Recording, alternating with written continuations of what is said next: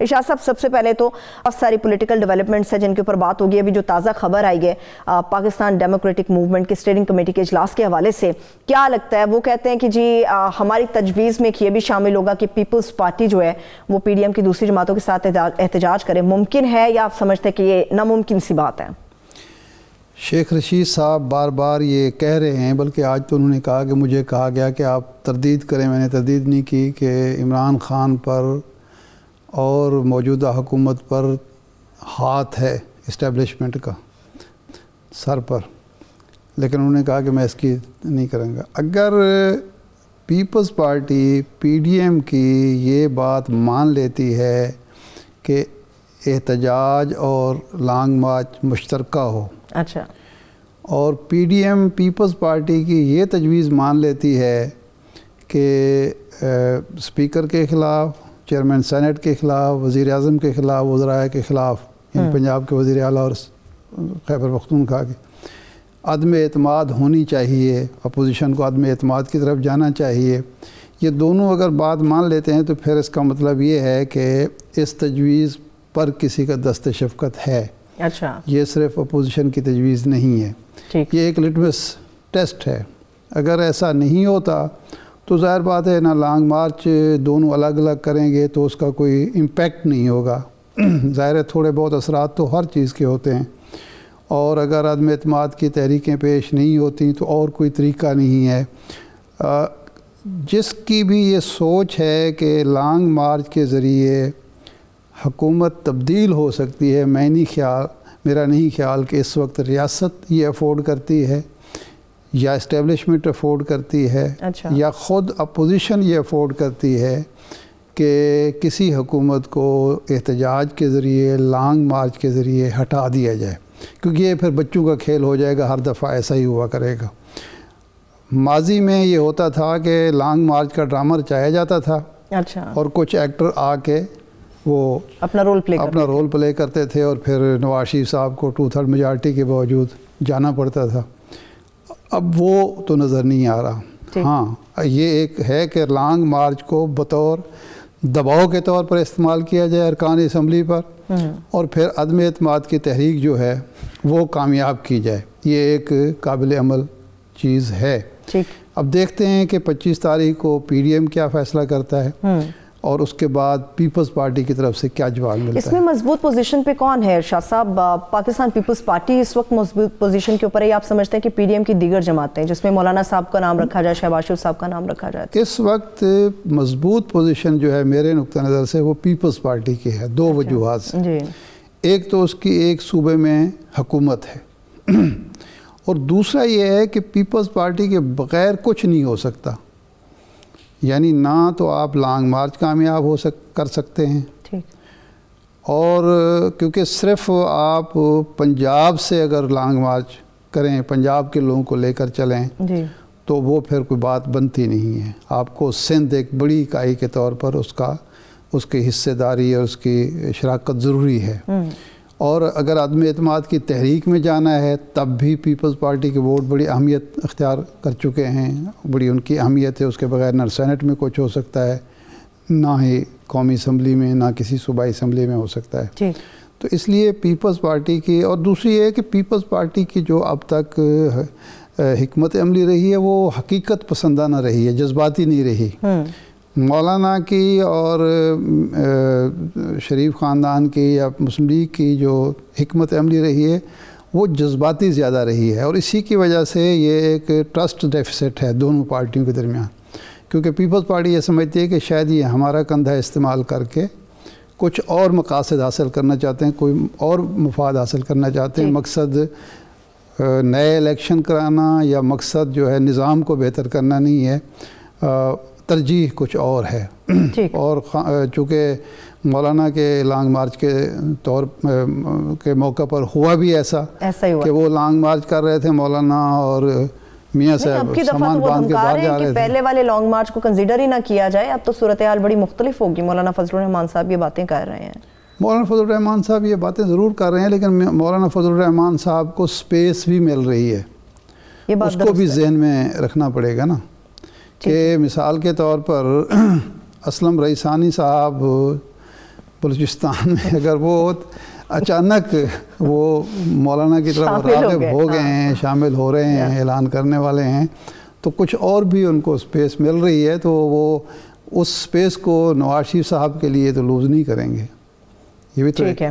نواز شریف صاحب کی آپ نے خوب یاد کروائی ہے. ارشاد صاحب، باتیں ہوتی رہی کہ شاید یہ ریلیف جو نواز شریف صاحب کو دیا جانے کی اجازت دی گئی، یہ حکومتی جماعت اور وزراء یہ تاثر دیتے رہے ہیں کہ یہ عدالت کا کندھا تھا، وہ عدالت کے کندھے کو استعمال کرتے رہے کہ جی عدلیہ کی طرف سے اجازت دی گئی ہے. مگر اسد عمر صاحب کی اسٹیٹمنٹ تو بڑی خطرناک ہے.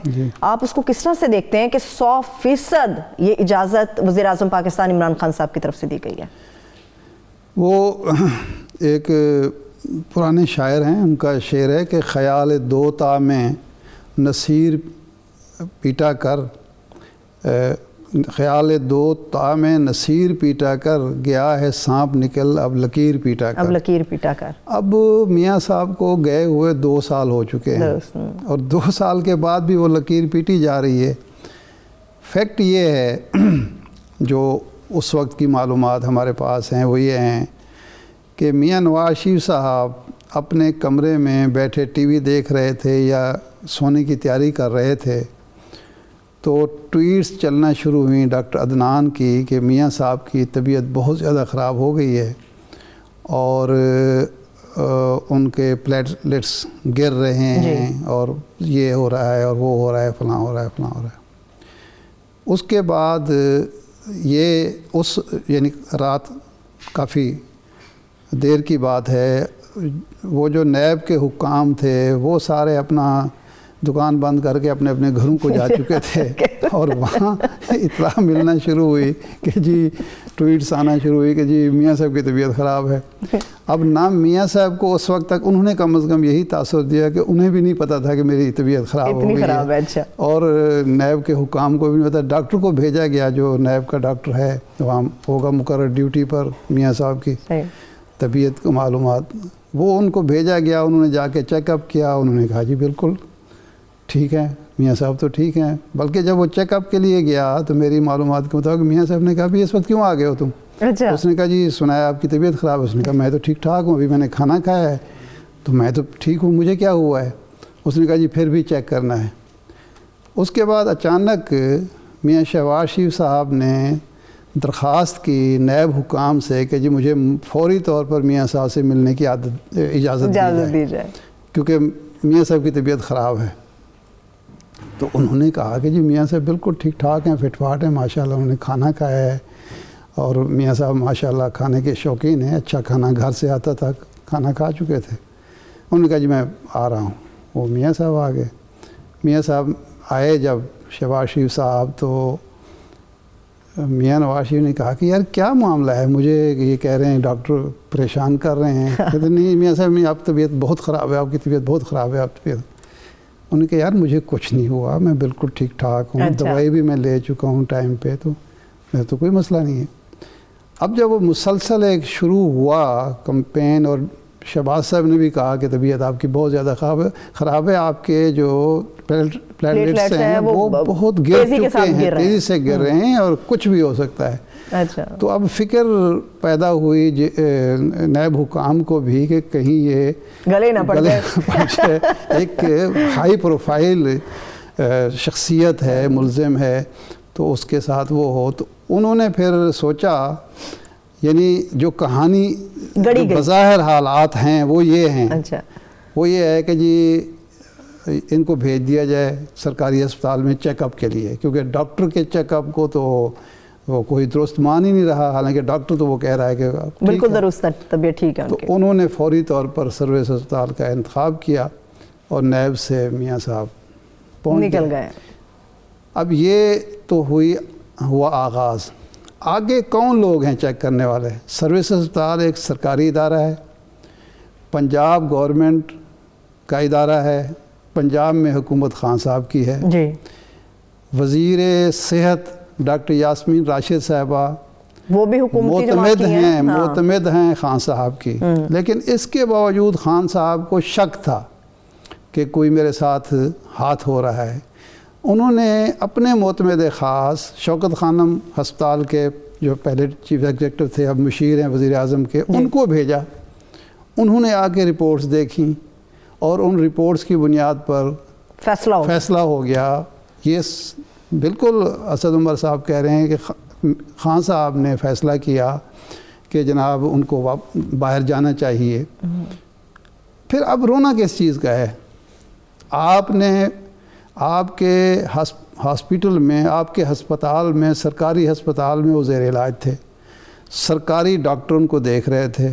ڈاکٹر یاسمین راشد صاحبہ بس خود اسی شعبے کی ہیں، وہ کوئی آرڈنری خاتون نہیں ہیں. فیصل سلطان صاحب اسی شعبے کے ہیں.